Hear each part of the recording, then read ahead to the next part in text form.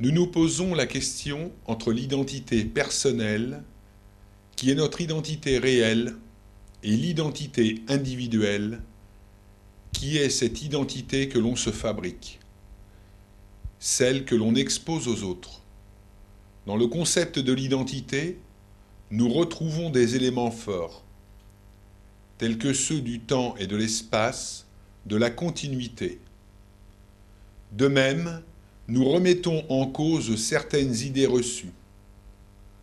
Ainsi, l'identité ne doit pas être réduite à l'identification, c'est-à-dire la projection de soi sur autrui, mais à un concept plus profond dénommé l'intentionnalité, notre aptitude à donner du sens aux événements.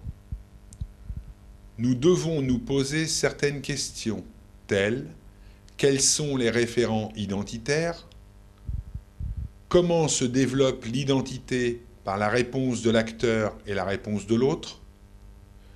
Nous retiendrons pour nos travaux les formes d'identité personnelle, ce que nous sommes réellement, affirmé, ce que nous montrons à autrui, et individuel, union de ces deux identités dans la réponse à autrui.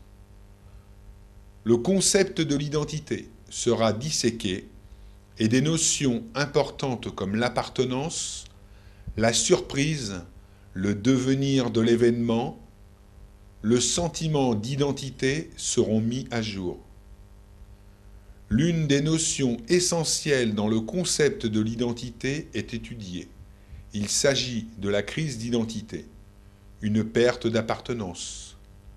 Après avoir bien défini l'identité individuelle et sa représentation au niveau du groupe, nous mettons en avant l'identité organisationnelle, ensemble des perceptions des membres de l'organisation.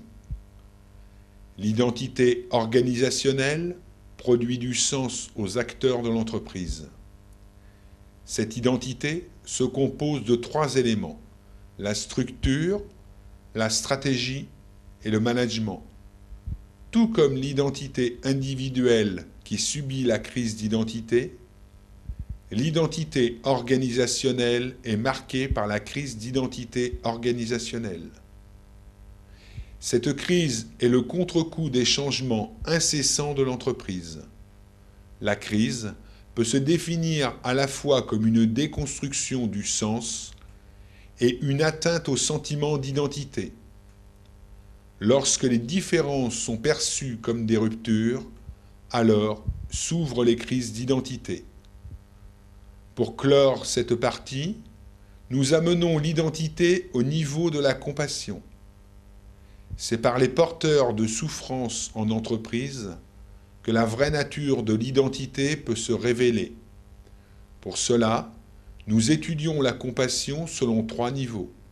Niveau 1, interrelation entre les individus, identité individuelle, comment l'identité de l'entreprise est perçue.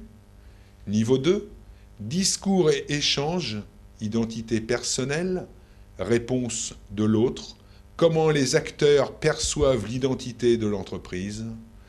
Niveau 3, lecture des livrables, identité organisationnelle de l'entreprise, l'identité souhaitée.